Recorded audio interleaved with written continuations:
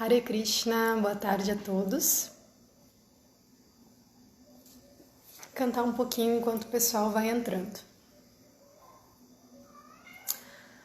Jaya Radha Madhava Kunja Bihari Jaya Radha Madhava Kunja Bihari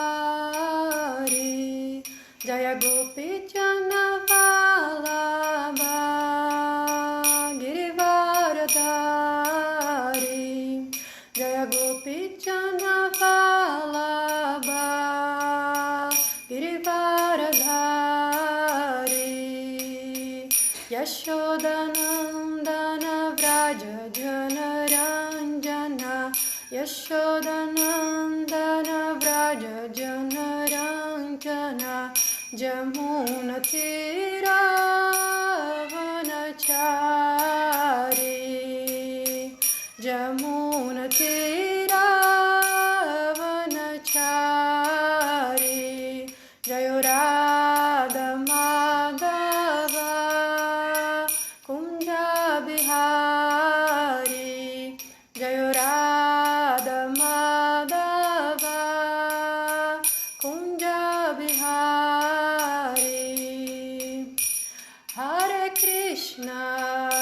Hare Krishna Krishna Krishna Hare Hare Hare Rama Rama Rama Hare Hare Hare Krishna Krishna Krishna Hare Hare Hare Rama Rama Rama Hare Hare Jaya Prabhupada Jaya Prabhupada Jaya Prabhupada Srila Prabhupada Jaya Prabhupada Jaya Prabhupada Jaya Prabhupada Srila Prabhupada Prabhupada Prabhupada Prabhupada Jaya Jaya Prabhupada Jaya Jaya Prabhupada Prabhupada Prabhupada Jaya Jaya Prabhupada.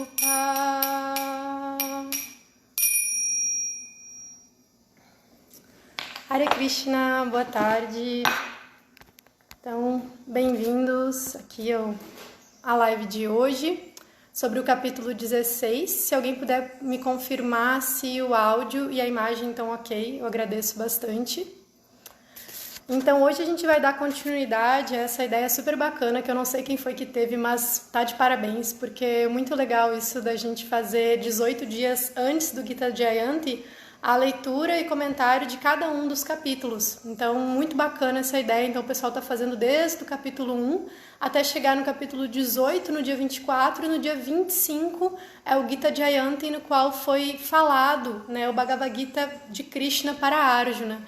E a gente celebra esse acontecimento, e mais do que isso, a gente celebra o dia em que foi dada uma misericórdia especial para esse planeta Terra, no qual a gente pôde receber as instruções de Bhagavan, da Suprema Personalidade de Deus, assim, diretamente ter acesso nesse planeta e nessa Kali Yuga ao Bhagavad Gita, que é essa literatura tão especial, assim, tão importante, base, assim, fundamento da nossa prática Vaishnava e de Bhakti Yoga.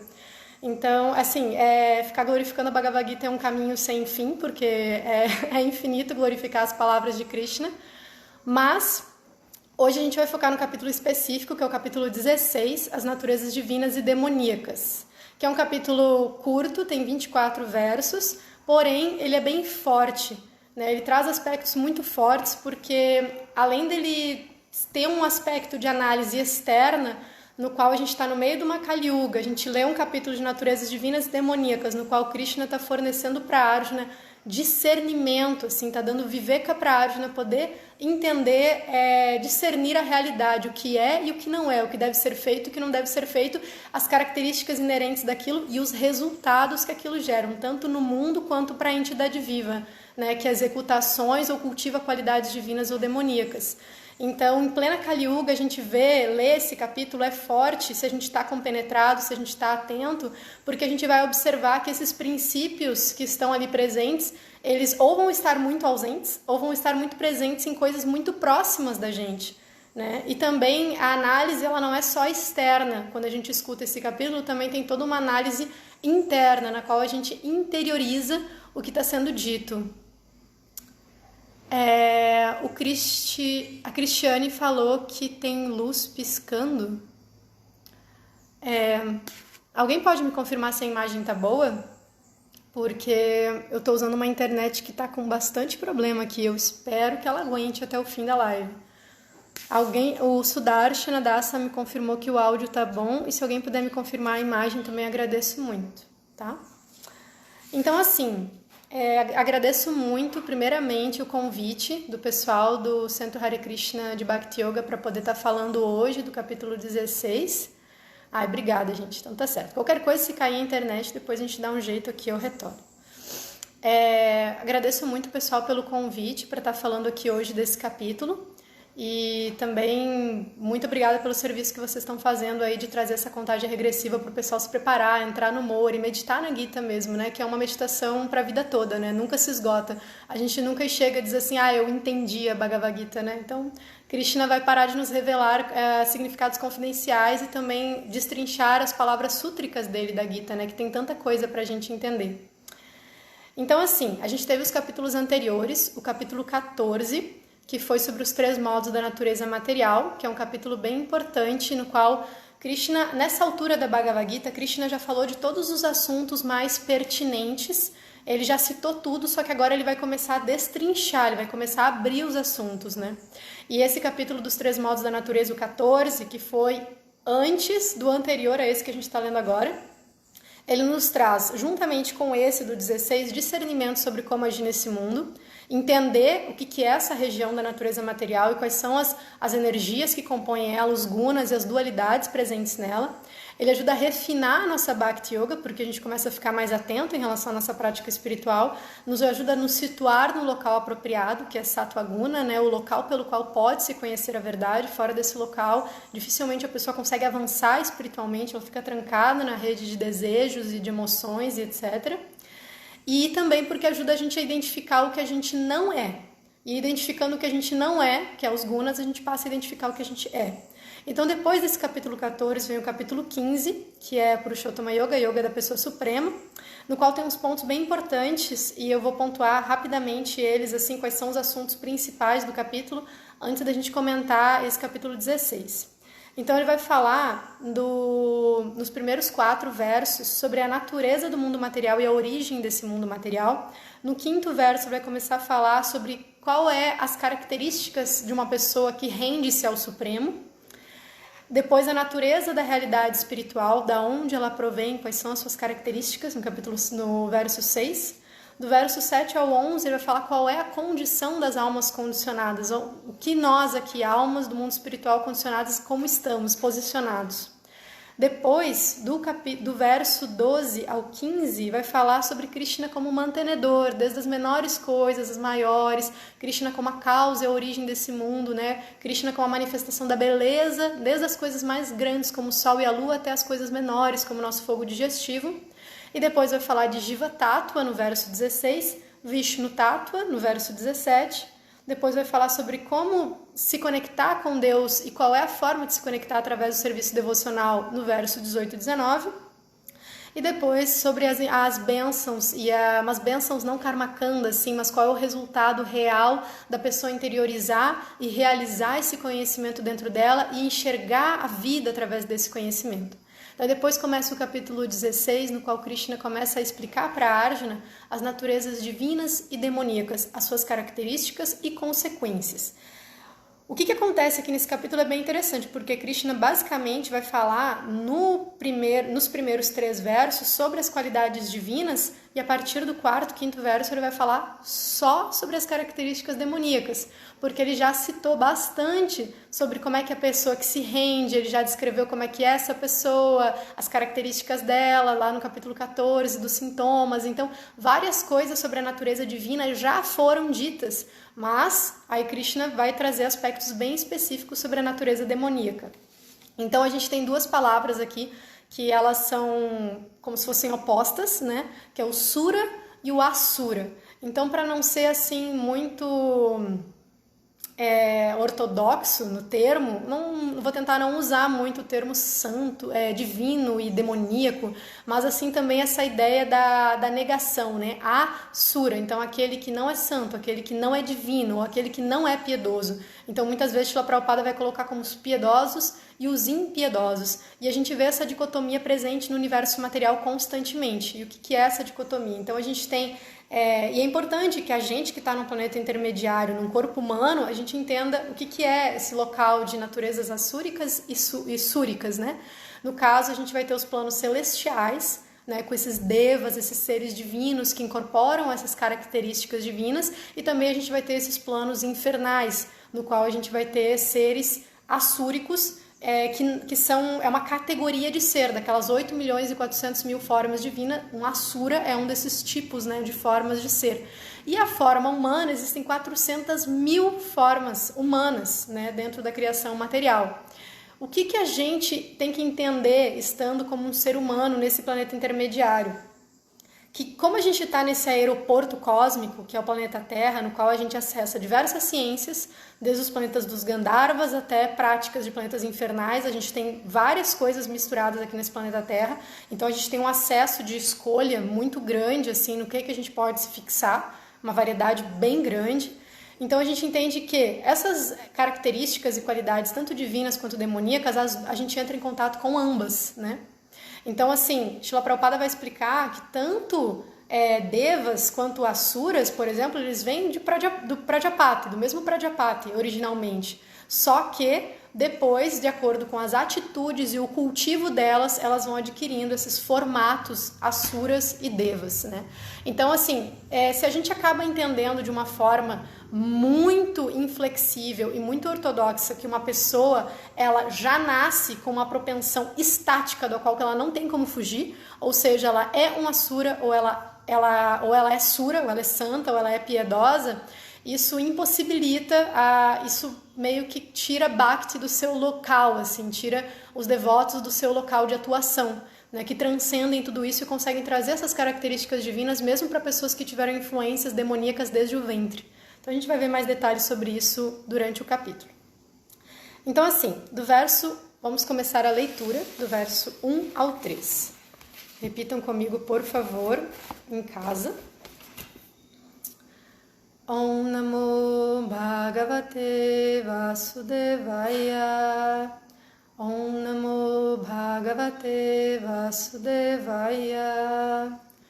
Om Namo Bhagavate Vasudevaya.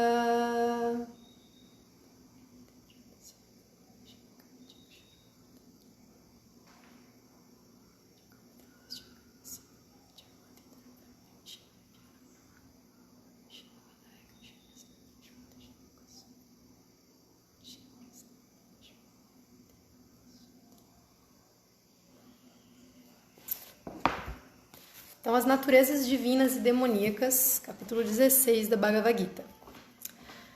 Shri Bhagavan Uvacha Abhayan Sattva Samsudhir Jnana Yoga Vyavashtitihi Dhanandamascha Jajnascha Swadhyayas-taparjavam Ahimsa Satyana Krodas Tyagashantirapaisunam Dhaya Bhuteshu Aloluptvam Mardavam Hrirachapalam Tejakshamadriti Saucham Adrohonati Manita Bhavanti Sampadam Daivim Abhijatasya Bharata. Esse aqui, só esse eu vou ler o sânscrito e o palavra por palavra, porque é bem legal que tem as qualidades divinas, e a gente aproveita e já vai internalizando as palavras sânscritas relacionadas às qualidades. Então só esse eu vou ler o sânscrito e a tradução palavra por palavra. Shri Bhagavan Uvacha, a Suprema Personalidade de Deus disse: Abhayam, destemor, Sattva Samsuddhi, purificação da própria existência. Jnana, conhecimento. Yoga, de união. Vyavastitihi, a situação. Dhanam, caridade. Dhamma, controlando a mente. Cha, Jagya, execução de sacrifício.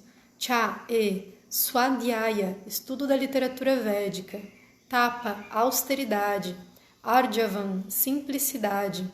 Ahimsa, não violência. Satyam, veracidade. Akroda, estar livre da ira. Tyaga, renúncia. Shanti, tranquilidade. Apaixonam, não gostar de achar defeitos. Daya, misericórdia. Bhuteshu, para com todas as entidades vivas. Aloluptvam, estar livre da ganância. Mardavam, gentileza. Hri, modéstia. Achapalam, determinação. Teja, vigor. Kshama, clemência. Driti, fortaleza. Saucham, limpeza. Adroha, estar livre da inveja. Não. Ati manita, expectativa de honra. Bhavanti, são. Sampadam, as qualidades. Daivim, a natureza transcendental. Abhidhatasya, daquele que nasce de Bharata, ó filho de Bharata. Tradução por Srila Prabhupada. A Suprema Personalidade de Deus disse: destemor, purificação da própria existência, cultivo de conhecimento espiritual, caridade, autocontrole, execução de sacrifícios, estudo dos Vedas, austeridade, simplicidade, não violência, veracidade, estar livre da ira, renúncia, tranquilidade, aversão a encontrar defeitos, compaixão para com todas as entidades vivas, estar livre da cobiça, gentileza, modéstia, firme determinação, vigor, clemência, fortaleza, limpeza e estar livre da inveja e da paixão pela honra. Estas qualidades transcendentais, ó filho de Bharata, existem nos homens piedosos, dotados de natureza divina. Então, assim, gente, eu não vou ler o significado desse verso, porque ele é muito grande, ele vai citar cada uma dessas qualidades, mas a gente vai comentando verso por verso, mas esse aqui é um significado que eu sugiro muito que vocês deem uma olhada depois, assim, porque Prabhupada vai comentar cada uma dessas qualidades específicas. Mas antes dele fazer esse comentário, ele traz umas observações bem importantes. Então, aqui ele vai trazer no início do significado já que essas qualidades divinas, elas vão, e as demoníacas, né, ele vai trazer uma introdução em relação ao capítulo, elas são como raízes extras naquela árvore citada no início do capítulo anterior, a árvore virada de cabeça para baixo, a figueira da bengala. Então elas são raízes extras que prendem e aferram mais ainda a pessoa natureza material. Em que sentido? Que atividades piedosas e impiedosas, ainda dentro do aspecto do karma, elas ainda são raízes extras que, além dos gunas, atam a entidade viva mais fortemente ainda essa natureza material. Então ele vai trazer primeiro essa consideração antes e depois vai falar que lá no capítulo 9 Krishna já explicou sobre devas e asuras e tudo mais. Então, isso já foi citado na Gita. Como eu falei no início para vocês, essas questões todas elas estão sendo destrinchadas, elas estão sendo abertas a partir de agora na Bhagavad Gita. Os temas todos já foram citados, né? Agora Krishna vai destrinchar e explicar bem para Arjuna, né? Aí, Prabhupada vai falar sobre a bondade como o princípio básico para poder se avançar espiritualmente, como a gente viu lá no capítulo 14 dos 3 modos da natureza material, que sem situar-se em bondade a pessoa não tem como avançar, né? E essas qualidades fazem parte disso. São citados como qualidades transcendentais, mas uma pessoa que está nessa posição de sattva, ela vai manifestar também essas qualidades. E que para quem está em paixão e ignorância, não há questão de libertação sequer. Então, o que Srila Prabhupada diz que Krishna quer explicar neste capítulo 16? Ele quer trazer como que é a natureza transcendente e como que é a demoníaca, qual é a característica de cada, e por que essa distinção, né, e discernimento são tão importantes nesse contexto que a gente está vivendo. Então, lembrando, né? Nós estamos em corpos humanos, num planeta intermediário, em plena Kali Yuga. Por que é tão importante para a gente estudar esse capítulo aqui 16 da natureza divina e demoníaca? Assim, na Gita vai explicar para a gente que através da associação com Rajas e Tamas, a pessoa ela vai perdendo o discernimento sobre como agir e como não agir, sobre o que é verdade e o que é inverdade, ou seja, a pessoa já não sabe mais o que é o que, basicamente, né? Ela distorce tudo, ela considera dor como prazer, prazer como dor, e assim ela vai trocando todas as coisas. Então, na nossa lida diária com os seres humanos e com as manifestações muito citadas nesse capítulo, as religiosas, mas também na forma de lidar com os outros, tanto nas relações familiares, como trabalho, etc., se a gente não tem uma guia, Bhagavad Gita é uma guia para a entidade viva, né?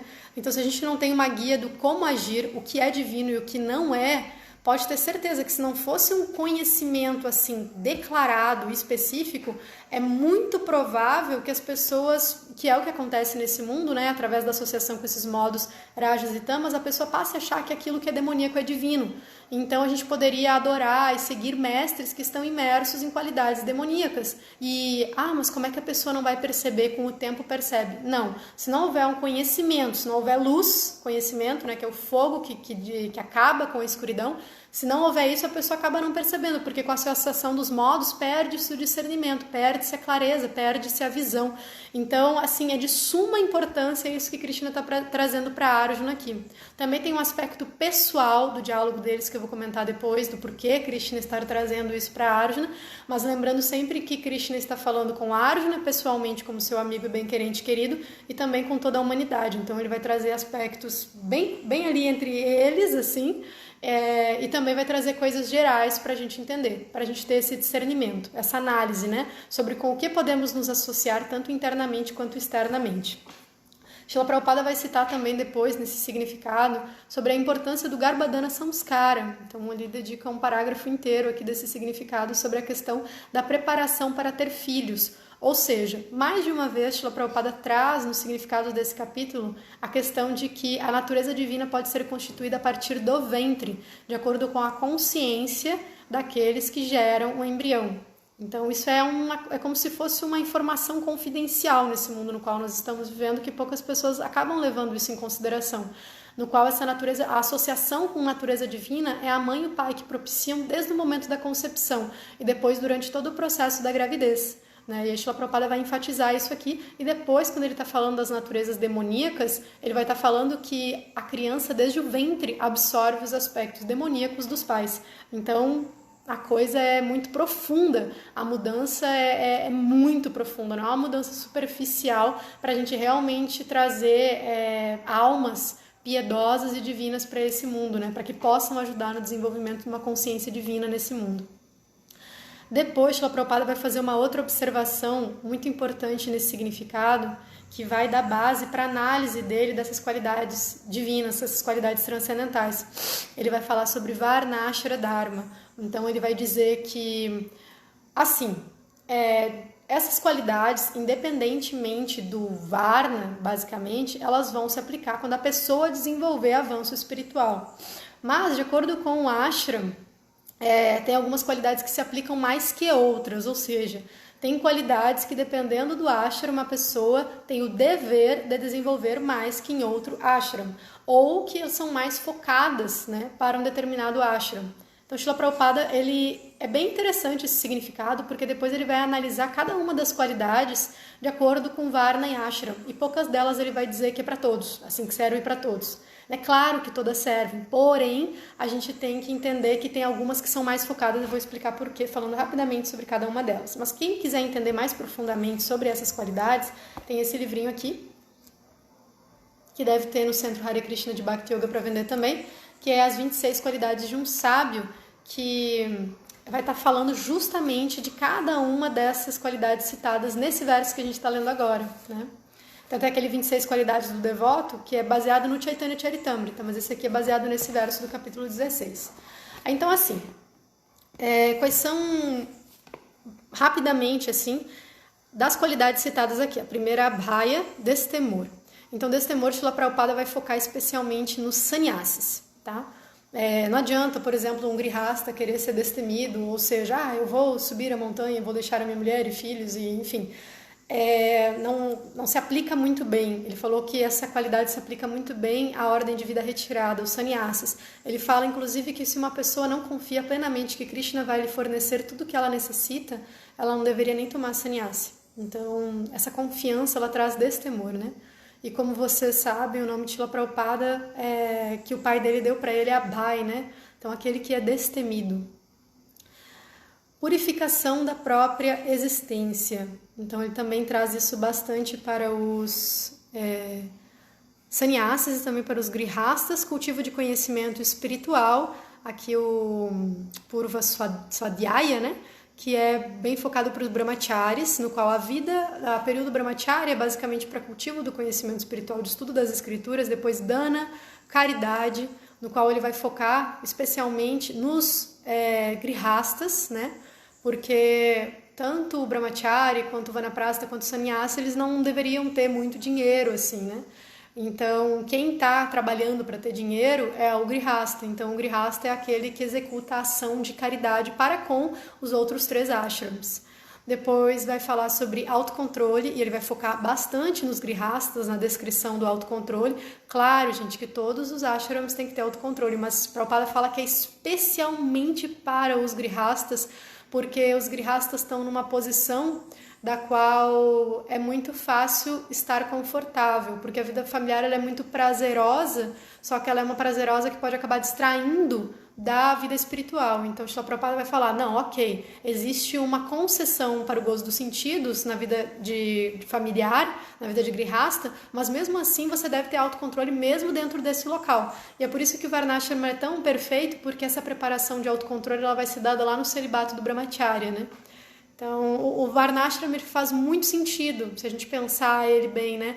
E lembrando sempre que o Varnashrama ele existe a gente querendo ou não, né? Não é a aplicabilidade ou não dele, não é um fator essencial para a questão de existência ou não. Ele é um sistema divino, então ou a gente ignora e não quer saber sobre ele, acha que é inaplicável em Kali Yuga, inadaptável ou não tem como colocar ele, ou a gente simplesmente entende que ele está presente independentemente da gente querer ou não, e ele vai estar atuando e tendo essas reações dessa negligência em relação a isso. Depois o próximo é a execução de sacrifícios, que ele vai direcionar aos grihastas também. Vários são direcionados aos grihastas, e ele vai falar que, bom, aquele que tem Lakshmi, né, que pode executar sacrifícios mesmo, então acaba sendo grihasta. O estudo dos Vedas, focado também bastante nos brahmacharis. Tapas, austeridade, ele vai falar que é para todos os ashrams, mas principalmente para o ashram de sannyasi. Depois, simplicidade, ele vai falar que todos devem ser simples, né? Ou seja, simplicidade. Como que Srila Prabhupada resumiu simplicidade? A utilidade ao princípio, né? É uma coisa bem clássica assim, de Prabhupada que explicita muito a simplicidade dele. Ahimsa, não violência, e aqui ele vai falar que todos os ashrams devem ter essa postura de não violência, claro que excetuando-se aí a questão de Varna em relação aos kshatriyas, né? E veracidade, satyam, então a pessoa só pode estar situada em veracidade se ela está situada em sadhu, guru e shastra. Não tem como ela ser veraz se ela não está situada nesses princípios, porque hoje em dia se fala muito em verdade de forma muito superficial, né? Mas aqui os Vedas sempre vão trazer, Bhagavad Gita, Bhagavatam, vão trazer um aspecto de veracidade, de verdade muito profundo, né? Muito profundo mesmo. A Krodha, estar livre da ira, então a pessoa que consegue controlar o impulso da ira, que é uma associação. O que é a ira? A ira é o resultado da luxúria mais o modo da paixão. Então, luxúria mais modo da paixão, o resultado é ira. Então, a pessoa, isso para todos também, tiaga, renúncia. Então, a pessoa, normalmente isso a gente vai encontrar mais no Vanaprastha, que vai estar dando esse passo para a renúncia, e também o Sannyasa, né, que vai estar nessa posição da renúncia. E claro que todos devem ter uma dose de renúncia. Agora, por exemplo, o Grihasta, que tem filhos, esposa, vai renunciar assim no meio do seu período produtivo à vida familiar, vai deixar as pessoas na mão. Isso não é considerado Dharma, né? Por isso que o Dharma deve ser analisado de acordo com a situação da pessoa. Tranquilidade, a confiança no Supremo, né? Então isso deve ser aplicado a todos. Aversão a encontrar defeitos nos outros, então nesse caso, Srila Prabhupada vai falar, ele vai comentar nesse significado, que chamar um ladrão de ladrão não é ofensa em caso algum. Porém, quando não é uma situação assim, uma pessoa que ela é de fato inocente, esse tipo de calúnia, de blasfêmia, né, a gente deve evitar profundamente isso. E parece tão óbvio, às vezes, a gente falar isso, mas na realidade não é, porque o que a gente encontra na nossa sociedade é que não tem problema você falar, a língua ela é tão descontrolada, né, como a gente canta no Sariravi Jajal, tanto em termos de alimentação e profundamente em termos de fala, porque a gente fala as coisas e acha que não tem consequência, né? As nossas ações não têm consequências, assim, a pessoa não mede consequências no modo da paixão das suas ações. Compaixão para com todas as entidades vivas, então isso para todas as varnas e ashrams. Estar livre da cobiça, então especialmente para quem está na ordem renunciada de vida, sannyasa, Srila Prabhupada vai falar, né? Cobiçar coisas, também o grihasta deve cuidar muito isso, porque é um período para entrar na cobiça muito forte, então ele deve ter muito cuidado com isso, porque ele vai estar entrando em contato com cobiçar prazer ou cobiçar dinheiro, né, com o trabalho. Gentileza, modéstia, Srila Prabhupada vai trazer esses dois itens como para todos os varnas, todos os ashrams, né? A pessoa ou a gentileza faz parte do autocontrole e a modéstia é simplesmente um sinal do quê?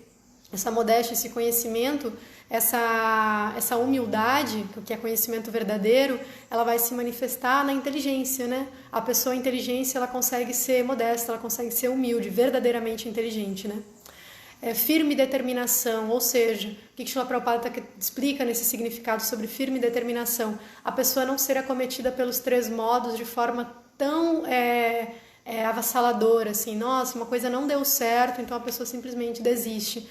Então, quando a gente tem uma meta estabelecida, quando a gente tem um propósito estabelecido na nossa vida, a gente tem que estabelecer o quão disposto a gente consegue ir atrás daquilo que a gente quer. Então, essa firme determinação é eu conseguir atravessar os percalços, porque eles vão existir, mas uma hora vai dar certo. Vigor, então Srila Prabhupada aqui vai focar bastante nos kshatras, ou seja, ele falou assim, tá, esse vigor para um sannyasi vai se representar na forma de pregação, por exemplo, um brahmana vai se representar na forma de instrução espiritual, para um kshatriya vai se manifestar na forma de proteção a outras entidades vivas, mas ao mesmo tempo, ele comenta os dois juntos, que um kshatriya deve ser vigoroso quando necessário e não utilizar a ramsa quando a ofensa é real. Ele tá bem adequado para fala com a Arjuna aqui, né? Porque se a Arjuna fosse simplesmente adotar a rimsa nesse momento, na batalha de Kurukshetra, então ele ia ter cometido um processo adármico, né? Ele não ia ter cumprido com o seu dharma. Mas aí Srila Prabhupada vai colocar que depois mesmo tendo vigor, deve-se ter clemência, ou seja, a pessoa tem que ter inteligência e discernimento suficiente para ela saber quando que ela tem que agir com clemência, né? E não só com vigor. Tudo uma questão de equilíbrio, né? Meu mestre espiritual sempre fala que a Bhagavad Gita é um manual do equilíbrio. Fortaleza, né? Uma pessoa ser forte para lidar com as questões da vida. Sautyam, limpeza. Então aí Srila Prabhupada vai focar nesse significado no aspecto de que a pessoa deve ser limpa tanto interna quanto externamente. Estar livre da inveja e da paixão pela honra.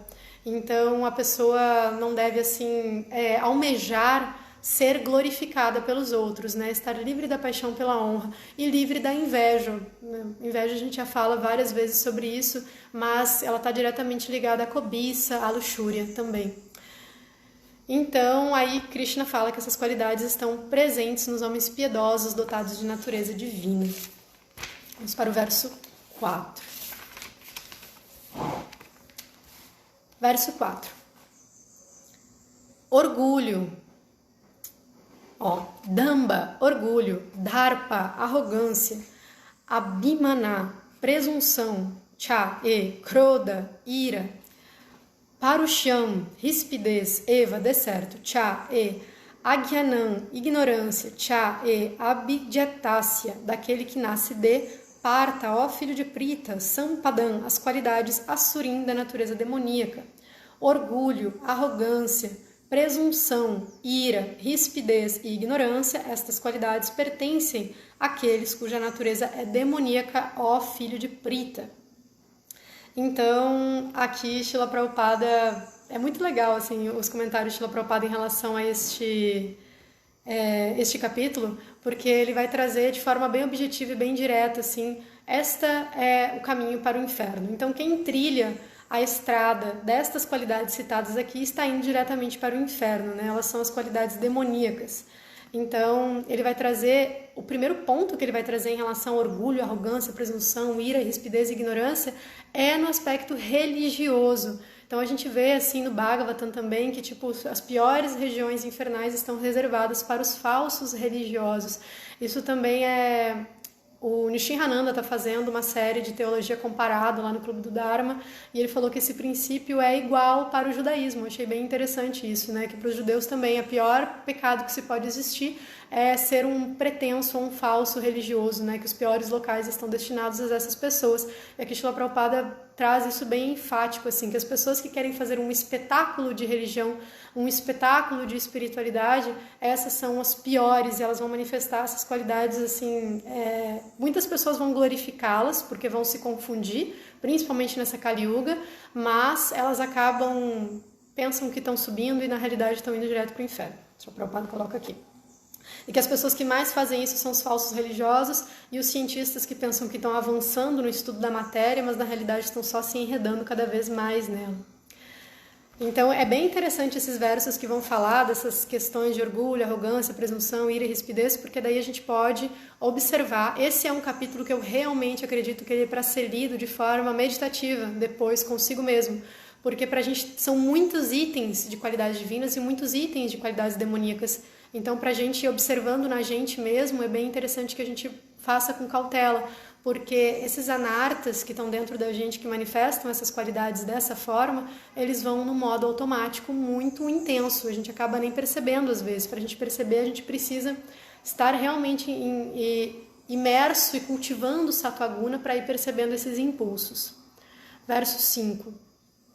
As qualidades transcendentais conduzem à libertação, ao passo que as qualidades demoníacas levam ao cativeiro.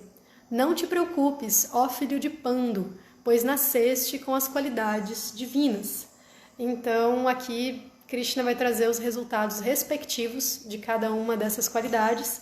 E eu achei bem interessante que Srila Prabhupada vai comentar no significado que ele está estimulando a Arjuna, né? Em que sentido que ele está estimulando a Arjuna? Porque a Arjuna vai trazer lá no capítulo 1 e 2 lá da Bhagavad Gita que se a gente cometer essas atrocidades, nós vamos direto para o inferno, o que será de nós, né? Ganhar lucros, espólios de guerra em cima do cadáver de tantas mulheres, essas mulheres ficarão perdidas e tudo mais, ele vai falar sobre isso, e ele está se colocando como alguém que está ferindo o Dharma.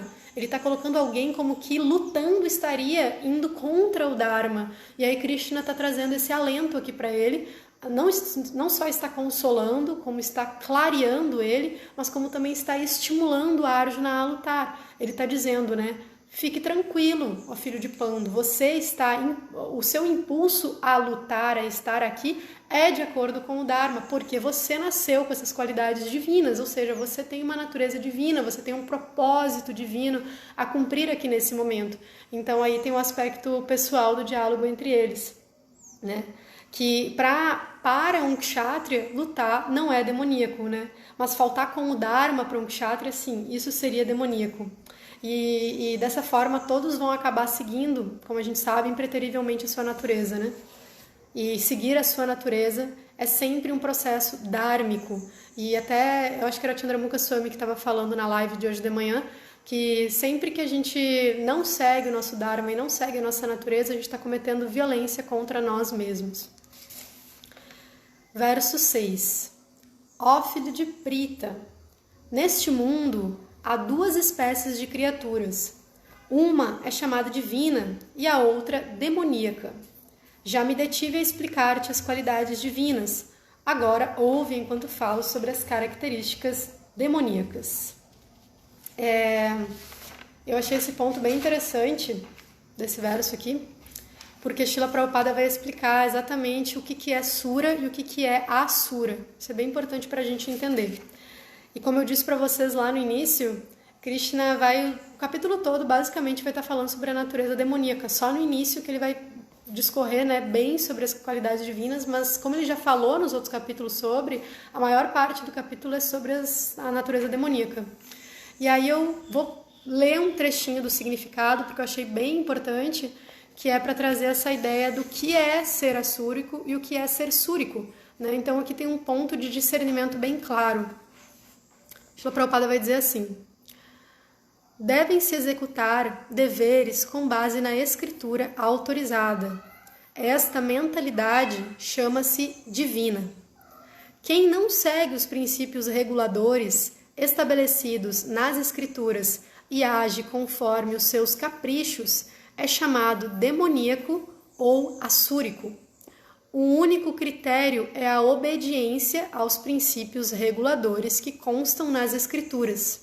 O único critério de diferenciação entre divino e demoníaco, piedoso e impiedoso. Menciona-se na literatura védica que tanto os semideuses quanto os demônios nascem do Prajapati, sendo a única diferença que uma classe obedece aos preceitos védicos e a outra não. São princípios reguladores, né? Vida regulada, vida espiritual, vida divina. Verso 7. Aqueles que são demoníacos não sabem o que se deve fazer e o que não se deve fazer. Neles não se encontra limpeza, comportamento adequado, tampouco verdade. Então, aqui vai estar falando novamente, né, de um aspecto, foi falado que a limpeza se encontra nos seres divinos e nos seres demoníacos não se encontra limpeza. Que tipo de limpeza que a gente está falando aqui? Ambas, para não ficar só num lado da coisa, né? Não é só, é tanto a limpeza externa quanto a limpeza interna.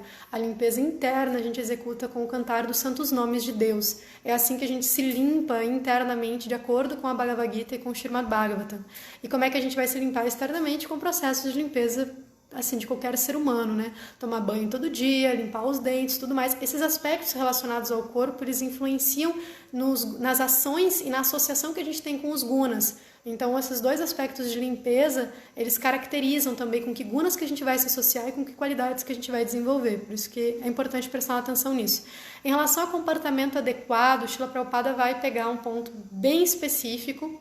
Ele vai focar em como a sociedade atual lida com as mulheres. Então, quem quiser ler depois, polemizar esta parte, fiquem à vontade.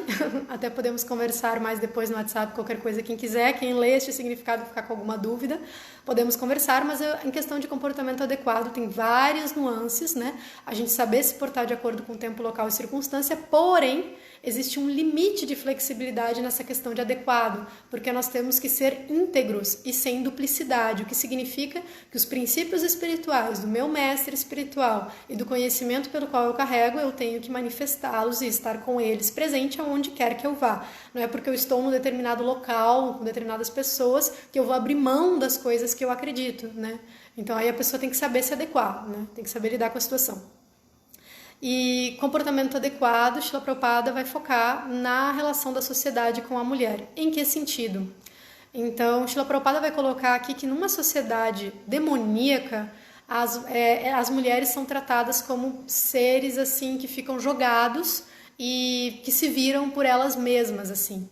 Mas existem muitos aspectos delicados aí que algumas pessoas podem achar que Srila Prabhupada está sendo machista ou qualquer coisa assim, porém a gente tem que entender que existe também existe dessa perspectiva uma valorização da mulher, de entender que a mulher é um ser que dá vida, é um ser que ele integra um conjunto de virtudes na sociedade, que agrega um conjunto de virtudes na sociedade. Então, simplesmente a mulher ser negligenciada para ela fazer o que ela quiser, ou o homem também para fazer o que quiser, essas pessoas serem negligenciadas, isso com certeza corrompe o corpo social e corrompe a ideia de família, de certa forma. E eu não estou falando aqui de uma forma conservadora, chata, mas através de como que podemos constituir uma sociedade que está visando princípios divinos e não uma moralidade vazia, né? E também não uma espiritualidade sem princípios e regulações, que isso não existe nos Vedas, né? Quem quer isso assim, não existe isso nos Vedas. Então, uma relação de proteger as mulheres. E como que as mulheres são protegidas? Eu já citei algumas vezes, mas vou citar de novo. A Kamalakshi Rupini fez um vídeo só sobre isso, sobre o que é proteção, né, em relação às mulheres nos Vedas. E, resumidamente, a gente encontra proteção como afeto, atenção, amorosidade, né? Então, isso é um conceito muito diferente de posse, né? Proteção como afeto, como atenção, como amorosidade, como cuidado. Todos esses aspectos protegem um ser humano, né? A amorosidade protege o ser. Então, pessoas que estão relacionando-se entre si serem amorosas, elas estão protegendo umas às outras. Então, para a gente refletir um pouco sobre isso, comportamento adequado, né? No aspecto divino. Outro ponto que ele traz aqui é Satyam, verdade. Não se encontra verdade nessas pessoas, né? Porque uma pessoa que está simplesmente agindo de acordo com os seus desejos egoístas, a gente não pode pensar que ela está situada em pilares de veracidade, né? E veracidade dentro daquele aspecto profundo de verdades ontológicas também, né? Não só na verdade aqui da fala, mas as verdades que compõem e constituem o alicerce do universo inteiro, né? As tátuas. Verso 8. Eles dizem que este mundo é irreal, sem nenhum fundamento e sem Deus no controle. Dizem que é produzido do desejo sexual e que não tem outra causa senão a luxúria. Então, aqui Krishna está trazendo o aspecto teológico assúrico, assim, né? Ou a ausência de aspecto teológico assúrico. E isso vai ser mais destrinchado no capítulo 17, nas divisões da fé, no qual Krishna vai explicar para Arjuna como que se acredita em Deus, na alma e a relação metafísica de acordo com os gunas. Então, no próximo capítulo isso vai ser destrinchado um pouco mais, mas Srila Prabhupada vai colocar uns pontos interessantes nesse significado. Ou seja, a natureza demoníaca, ela não considera a existência de alma, ela não considera a existência de Deus, não existe causa para esse mundo e também tampouco existe propósito. Ela não tem um relacionamento com as leis, né? As leis que compõem o universo material, que é karma, reencarnação, vida após a morte, mas Srila Prabhupada traz uma contradição de acreditar nessa forma de existência, né? Ou seja, a matéria vem da matéria e depois tudo acaba, basicamente isso. E a gente encontra muito isso por aí, e argumentos e muita coisa em relação a isso. A contradição que Srila Prabhupada encontra aqui é que tudo bem, vocês vão dizer que esse mundo é simplesmente um lapso de existência proveniente da matéria, sem alma, sem regulação, que tudo isso é invenção do homem, e que é um sonho, assim, mas na realidade nada existe, ou que você não interessa pensar sobre, mas, ao mesmo tempo que vocês entendem que é só um sonho, que é só um lapso, ou qualquer coisa assim, vocês afundam e mergulham mais ainda no gozo dos sentidos e vivem essa realidade como total e não querem nem pensar no término dela. Então, isso é sanidade, assim, isso é lidar com a realidade mesmo, ignorar a morte, ficar só focado no gozo momentâneo dos sentidos, assim, ignorar que essa realidade vai acabar, lidar com ela como eterna, né? Será que isso é são? Então, Srila Prabhupada traz essa contradição, assim, no significado. Verso 9.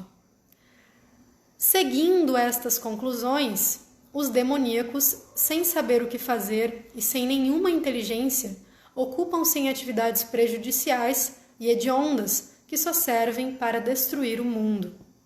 Então, sem saber o que fazer, porque já não tem um direcionamento filosófico e teológico, sem nenhuma inteligência, eles vão acabar destruindo o mundo com as suas ações, né?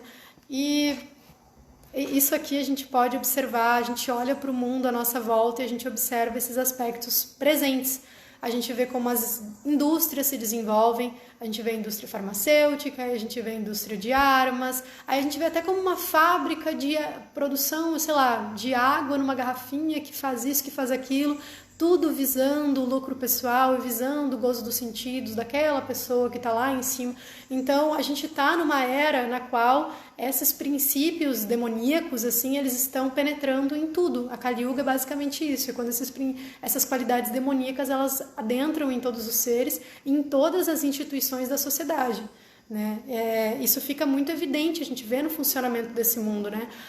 O exemplo da indústria farmacêutica é muito forte, assim, a gente vê uma indústria que foi criada para curar as pessoas, mas que cultiva o adoecimento simultâneo, então tudo é muito contraditório nesse sentido.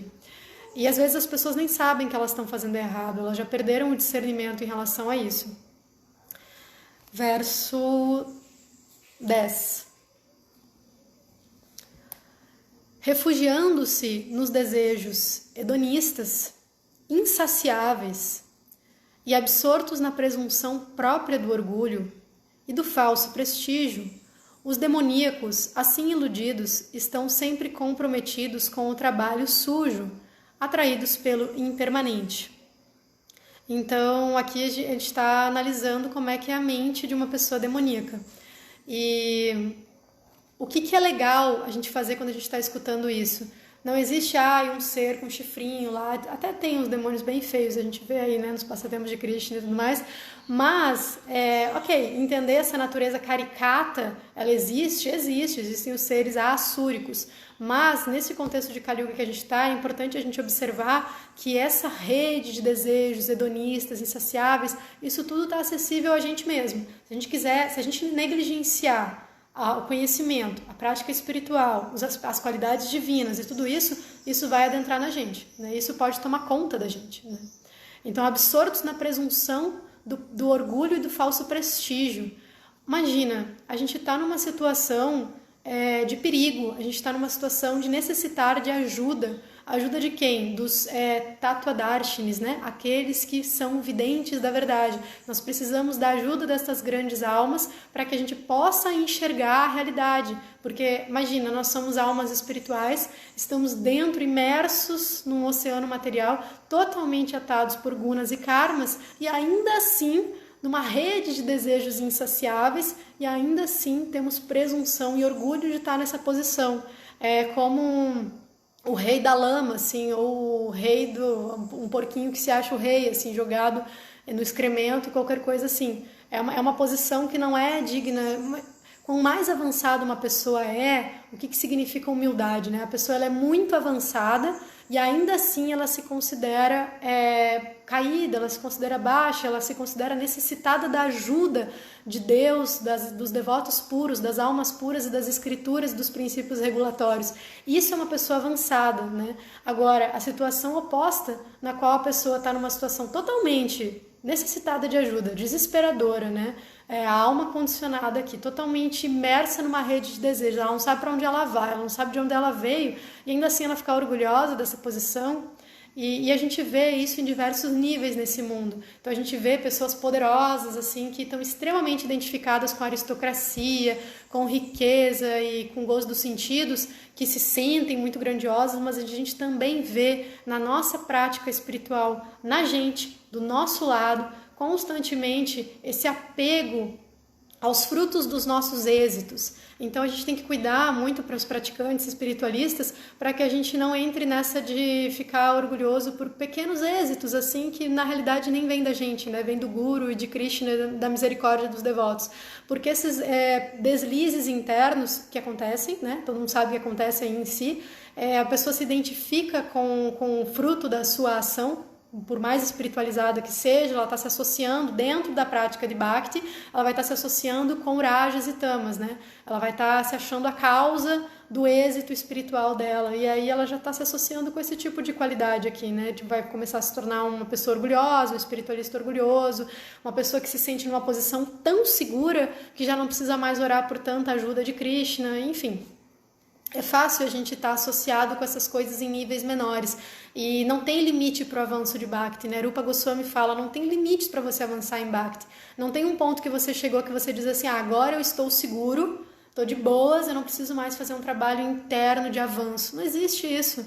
A gente vê que os devotos puros, eles estão sempre dando tudo de si, porque eles sabem que não existe limite para esse avanço, não existe limite sobre o que fazer para Krishna, para purificar, né? Para poder voltar à nossa consciência original. Verso 11 e 12. Só para comentar, eu tô vendo que a minha bateria tá ficando bem fraca e daqui a pouco eu vou ter que colocar para carregar. Ver se vai dar tempo de abordar tudo antes que ela acabe.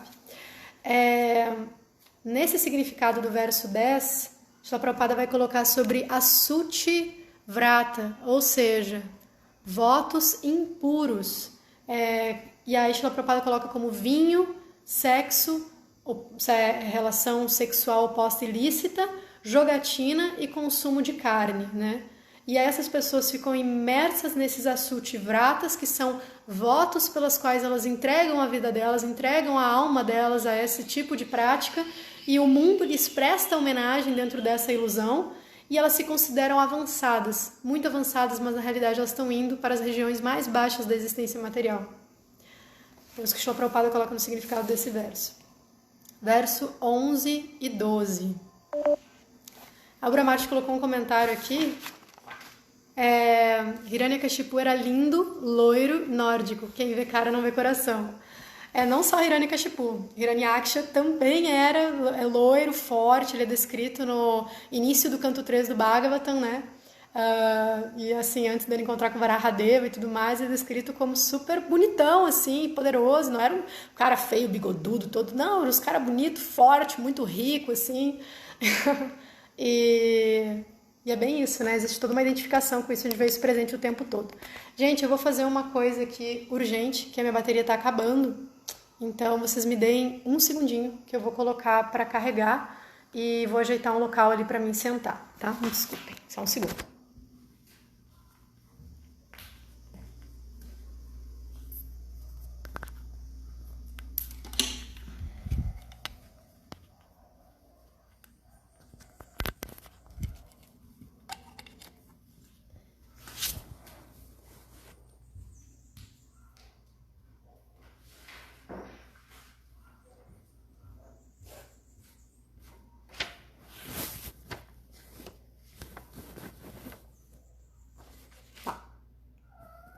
Então, continuando, lendo o verso 11 e 12. Eles acreditam que satisfazer os sentidos é a necessidade primordial da civilização humana. Com isto, até o fim da vida, sua ansiedade é imensurável. Presos a uma rede de centenas de milhares de desejos e absortos na luxúria e na ira, recorrem a meios ilegais para obter o dinheiro que investirão no gozo dos sentidos. Então, o que acontece? A pessoa, a Srila Prabhupada vai colocar aqui bem a descrição da rede do gozo dos sentidos. A pessoa ela fica tão imersa no prazer sensorial, ela acredita, ela pensa que não existe uma meta para a vida. Olha só a contradição. Ela pensa que não existe uma meta na vida dela, na existência, mas na realidade a meta dela é o gozo dos sentidos. Então essa questão da meta, do propósito de existência, ele existe inerentemente. Todo mundo tem um foco em alguma coisa, porque ele estar concentrado em algo, objetivar algo, é da própria natureza humana. Então é aquela coisa, ou a gente vai estar servindo a energia ilusória do Senhor, ou a gente vai estar servindo ao Senhor Supremo, né? Então a entidade vive nessa condição demoníaca, ela vai acabar pensando que ela não tem uma meta, que não existe um propósito na vida, que ela pode desfrutar, mas todos os esforços dela estão direcionados para o gozo dos sentidos. Então ela tem uma meta, só que ela não consegue perceber filosoficamente isso, né? Que a meta dela é desfrutar dos sentidos, né? E sem inteligência, sem conhecimento, ela não consegue nem entender o que são os sentidos, né? Como é que é a impermanência e para onde ela está sendo levada e arrastada. E como, agora eu vou trazer um parênteses em relação a isso, que como essa entidade viva está sendo arrastada para regiões infernais por causa do gozo dos sentidos, e ela já perdeu o seu discernimento e clareza, essa importância imensa dos movimentos espirituais e dessas grandes almas que vêm do mundo espiritual para cá, para trazer esse material todo, explicar para a gente tudo isso, porque sozinha, dificilmente essa entidade viva vai conseguir sair dali. E mesmo em aspecto de misericórdia de Krishna, Srila Prabhupada vai falar nos significados. até Krishna, ele tem uma limitação do que dá de misericórdia para essas entidades vivas. O que ele vai dar de misericórdia? Srila Prabhupada cita duas misericórdias que Krishna pode dar para a entidade viva nessa condição. Digamos que ela tem a sorte de virar um demôniozão muito poderoso, assim, tipo Hiranyakashipu e Kamsa, etc. Aí tem a chance dela ser morta por Krishna, né? Krishna vem e mata ela, faz parte de um passatempo de Krishna. O outro aspecto, ela recebeu um corpo demoníaco. Ela, por exemplo, está na forma humana, cultiva essas qualidades e vai para um corpo de Asura. Ou ela acaba recebendo um corpo de verme, ou um corpo de animal, no caso no qual ela pode agir sem sofrer tanto pelos seus atos assim, né? E lembrando que esses aspectos demoníacos, elas são inferiores aos animais, elas são inferiores a vermes, porque um verme não faz tanto mal para uma pessoa quanto essas qualidades demoníacas expressas na sociedade, né? Então é muito inferior. E não é digno do corpo humano, no fim das contas, Krishna dá misericórdia de tirar o corpo humano dela. Então são esses dois aspectos. A misericórdia espiritual mesmo, gente, vai entrar através dos devotos, das almas que estão purificadas e que trazem esse conhecimento. Então, verso 11 e 12. Ser enganado pelos sentidos, acredita que não existe lei do karma, não existe reencarnação, não existe testemunha interna, ou seja, não tem ninguém computando as minhas ações, não tem ninguém registrando o que eu estou fazendo, né? Porque não existe Deus, então não existe Paramatma, não existe onisciência, não existe onipotência. Então tudo é relativo. Não tem fé em nada, na realidade, aí Srila Prabhupada traz a contradição, tem fé em si mesmo e nos sentidos, no prazer dos sentidos, porque não tem como a gente acabar não acreditando em nada, né? Então a gente pode acabar acreditando em algo que nos eleva ou em algo que nos destrói.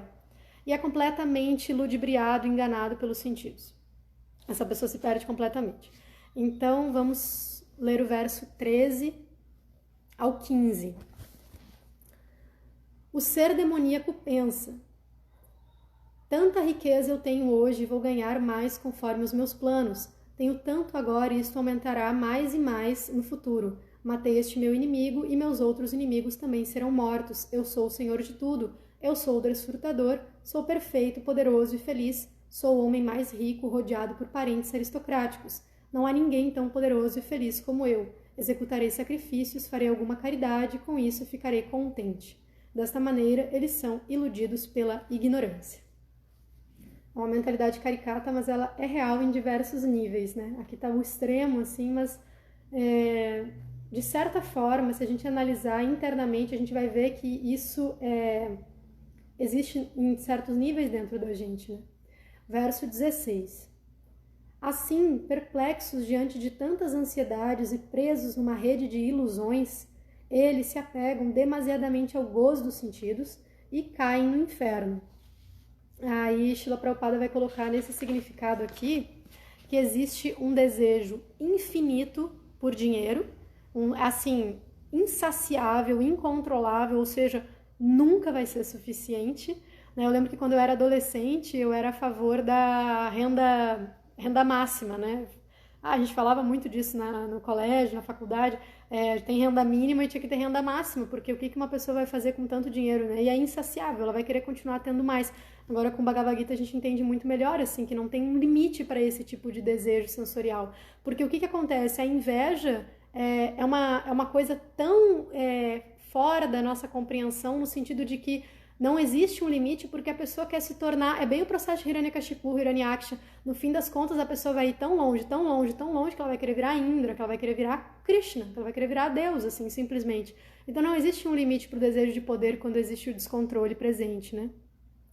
Percepção totalmente sensorial, imerso o que você vê, você acredita, é só o mundo físico que é palpável, né? E os seus desejos. A visão é totalmente pautada por isso.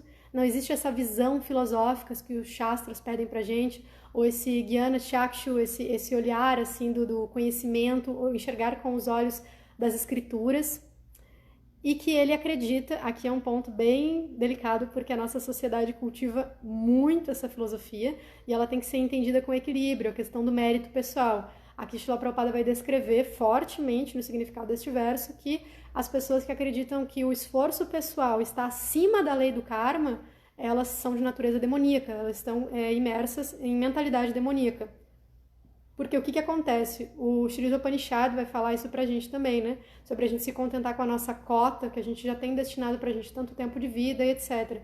Isso não significa resignação, negligência ou apatia em relação à nossa própria vida, mas isso nos coloca num local de conhecimento e desapego muito saudáveis, no qual a gente sabe até onde dá para ir e quando é um esforço materialista e insensato que está prejudicando a nossa consciência espiritual. Então existe um limite. Né? Então aqui karma está acima do esforço pessoal, apesar de que existe uma parcela muito forte de esforço pessoal presente nas coisas. Mas contar somente com o esforço pessoal é totalmente demoníaco, de acordo com a Bhagavad Gita. Ele se considera a causa dos seus ganhos, ou seja, mesmo na hora de executar um sacrifício, vai ser dito aqui, né, que... É nesse verso aqui já? Ah, é no próximo, eu já me adiantei. Mas vai falar sobre o falso sacrifício, sacrifícios apenas de nome. Então essa pessoa, ela vai executar sacrifícios e ela, como ela não acredita em Deus de fato, ela só está objetivando o resultado, ela fica orgulhosa por estar executando uma prática espiritual. Isso num contexto ainda onde essas personalidades demoníacas executavam sacrifícios, né? Porque o que a gente vê hoje em dia é que nem existe conceito de águia presente na nossa sociedade. Mas serve para também religiosos e espiritualistas, né?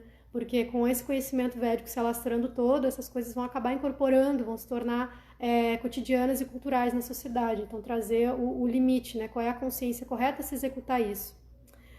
E outro aspecto que Srila Prabhupada vai citar é a questão dos inimigos. Porque uma pessoa que quer desfrutar muito e que quer ter muito, ela vai precisar combater as pessoas que também querem desfrutar muito e ganhar muito, porque os recursos do mundo material são limitados, então ela vai começar a ter o quê? Muitos inimigos. E aí é interessante uma relação entre quanto mais inimigos internos uma pessoa tem, mais externos ela acaba tendo.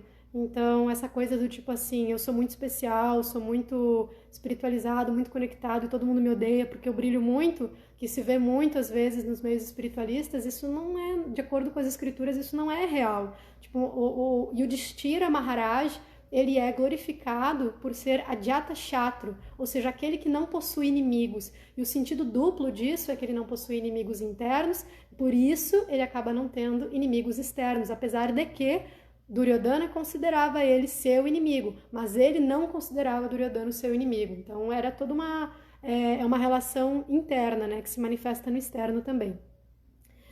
E depois tem um trechinho que eu vou ler. Eu tô passando muito do tempo, o Chaitanya vai me cortar aqui daqui a pouco. Mas já tá terminando, gente. Falta 5 versos só. 6 versos. No finalzinho desse significado, Srila Prabhupada vai trazer um aspecto sobre o pregador demoníaco. E eu acho que vale muito a pena a gente ler, porque a gente está num contexto social, tanto em termos de país, quanto em termos de era, que é muito presente isso. Então, tanto para quem quer compartilhar conhecimento espiritual, para analisar em si, quanto para observar onde eu posso achar que ali tem veracidade, ali é real e ali não é. Então, Srila Prabhupada diz assim: um pregador demoníaco diz aos seus seguidores: por que vocês procuram Deus em outra parte? Todos vocês são Deus. Poderão fazer tudo o que quiserem. Não acreditem em Deus separado. Dispensem Deus. Deus está morto. E aí ele fala que estas são as pregações de uma pessoa demoníaca. Cada pergunta dessas tem uma nuance filosófica, né? Desde dizer que Deus está presente em todo mundo. Beleza, obrigada. Então tenho mais uns minutinhos. E verso 18. Confundidos pelo falso ego, força, orgulho, luxúria e ira, os demônios passam a invejar a suprema personalidade de Deus que está em seus próprios corpos e nos corpos dos outros, e blasfemam contra a religião verdadeira. Então, aqui um comportamento muito clássico que Krishna vai estar trazendo, né? Essa ira, a Krodha, em relação a Sanatana Dharma, em relação a realmente a real purificação, porque isso ameaça a condição desses anartas, né? Ameaça essa condição demoníaca, e que ele tem muita inveja da suprema personalidade de Deus que está no seu próprio corpo e no corpo dos outros. Então, tudo parte desse ponto aqui, esse ponto da inveja de Krishna, é realmente um ponto filosófico que é muito trazido e muito, muito presente. Quando a gente vê no passatempo de Hiranyakashipu e de Prahlada Maharaj, a gente vê que Prahlada Maharaj está falando, antes de Hiranyakashipu quebrar o pilar da Assembleia, de Shinradeva aparecer, Prahlada Maharaj está dizendo para ele, bem isso aqui, assim, está dizendo, você está com raiva, você está lutando contra uma personalidade suprema que está dentro de você mesmo. Ele reside dentro de você. O que quer dizer com isso? Não tem questão de competição. Não existe competir com Deus, não existe competir com Vishnu. Né? Ele não está na classificação de igualdade das jivas. Né? Ele não é uma jiva, ele é um ser em outra classificação, ele é uma classificação única, Vishnu Tattva. É a suprema personalidade de Deus. Então, competir com essa opulência, competir com esse poder é totalmente insensato. E a gente acaba fazendo isso de forma diminuta quando a gente pega Krishna, ele pode outorgar opulências para quem ele quiser, de acordo com karma, etc. Algumas opulências vão ser espirituais, né, e outras opulências vão ser materiais. Então, muitas vezes a pessoa sente inveja da beleza de outro, sente inveja da riqueza de outro, sente inveja da virtude de outro. Mas essa inveja pequenininha, inofensiva, ela também é um reflexo. Imagina como é que a gente vai estar no mundo espiritual se a gente tem inveja de uma opulênciazinha diminuta no mundo material. Imagina a imensidão de opulência das jivas e de Krishna no mundo espiritual. Como que uma alma que tem inveja estaria no mundo espiritual? Impossível, né? Verso 19. Aqueles que são invejosos e maliciosos, os mais baixos entre os homens, eu perpetuamente os arrojo no oceano da existência material, onde assumirão várias espécies de vida demoníaca. Aqui Srila Prabhupada vai explicar sobre a questão das misericórdias de Krishna, né, de 2 tipos de misericórdia que Krishna pode dar para uma pessoa, para um estado de existência demoníaca, que eu já falei com vocês. Verso 20. Submetendo-se a repetidos nascimentos entre as espécies de vida demoníaca, ó filho de Kunti, tais pessoas jamais conseguem aproximar-se de mim. Aos poucos, elas afundam-se na mais abominável condição de existência. Verso 21, que é bem interessante. Então, ele descreveu todas essas qualidades, as características, qual o resultado, para onde que vai, enfim, como que a relação dessas entidades com Krishna jamais conseguem se aproximar de mim, ou seja, fica totalmente distante da verdade, assim. E aqui ele vai trazer lá o início. Há 3 portões que conduzem a este inferno: a luxúria, a ira e a cobiça. Toda pessoa sã deve afastar-se desses desvarios, pois eles conduzem à degradação da alma. Então aqui Krishna volta lá para o início e ele vai dizer, olha, são 3 itens que dão início a todo esse processo que eu te descrevi agora. E Srila Prabhupada vai comentar no significado que aqui é a semente. Esses 3 itens são as sementes para a pessoa chegar na mais abominável condição de existência, que é a luxúria, a ira e a cobiça. Então, é bem interessante que esses 3 itens façam parte de um certo tipo de estudo, de análise assim, na nossa prática espiritual, para a gente entender, tanto filosoficamente, né, através dos Shastras, como que eles se manifestam, e depois de ter estudado o Shastra, como que eu percebo eles em mim e na minha vida, porque para uma pessoa, ele vai pegar mais forte num ponto. Para outra pessoa, a luxúria vai pegar mais forte em outro ponto. E a gente tem que ter um mínimo de autoconhecimento e relação consigo mesmo para a gente poder entender quais são os nossos pontos fortes, aonde que a luxúria não nos afeta tanto, aonde que a ira não nos afeta tanto e aonde que ela nos afeta, né? Porque é muito importante para a gente ter essa atenção, para a gente ter essa prevenção.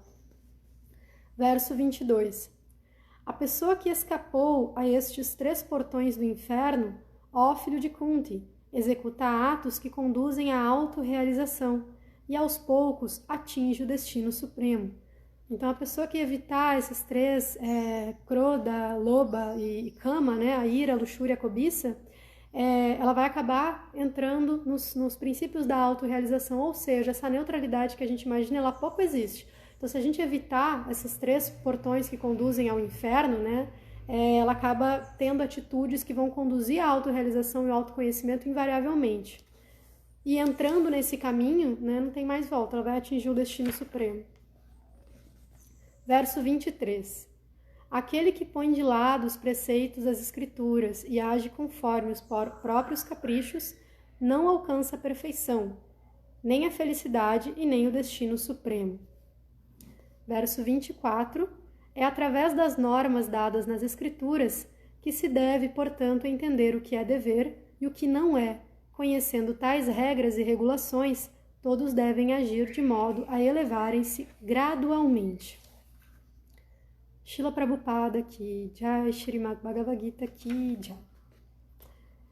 O significado do verso 24, eu faço uma sugestão de que leiam ele para quem tem interesse no tema, porque todo esse capítulo, ele tem todo um gancho do início ao fim, que vai se pautar na ideia das pessoas que seguem os princípios escriturais e que não seguem, né? E aqui Srila Prabhupada vai enfatizar bastante sobre seguir os princípios escriturais, seguindo as instruções de um mestre espiritual que realizou esses princípios escriturais, porque seguiu um mestre espiritual que realizou esses princípios escriturais, e assim por diante, né? Sucessão discipular. Então, era isso, gente, que eu queria trazer sobre esse capítulo 16, as naturezas divinas e demoníacas, a proposta dessa constante observação interna e externa, né? Da não negligência, o equilíbrio, né? Da não negligência desses aspectos e também de harmonização entre Kala Desha Patra, né? Tempo, local e circunstância. E sobre a gente dar uma atenção bem específica para essa lupa que é dada na diferenciação entre Sura e Asura, sobre seguir os princípios das Escrituras, ou seja, as Escrituras são os nossos guias, e então a gente cultivar o estudo das Escrituras, falar sobre as Escrituras de acordo com os comentários e dos acharyas, escutar as Escrituras de pessoas que entenderam e vivem elas, né? Elas são o guia, assim, que pode ajudar a humanidade a melhorar um pouquinho, né?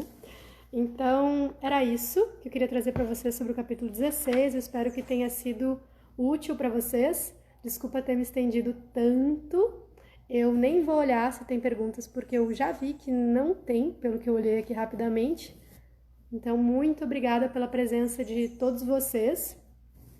Espero que vocês tenham mergulhado um pouquinho mais nesse capítulo 16 e que tenham compreendido outros pontos em relação a ele ou reforçado pontos que vocês já tenham estudado antes. Agradeço muito ao pessoal do Centro Hare Krishna de Bhakti Yoga pela oportunidade de estar falando aqui um pouquinho sobre a Bhagavad Gita, que é tão especial, gente, tão especial. Estudem a Bhagavad Gita e cultivem o estudo uns com os outros, né? Dentro de casa ou com os amigos, com quem se interessar. Krishna sempre abençoa muito. Então, muito obrigada pela presença de todos. Hare Krishna, Srimad Bhagavad Gita Ki Jai, Srila Prabhupada Ki Jai.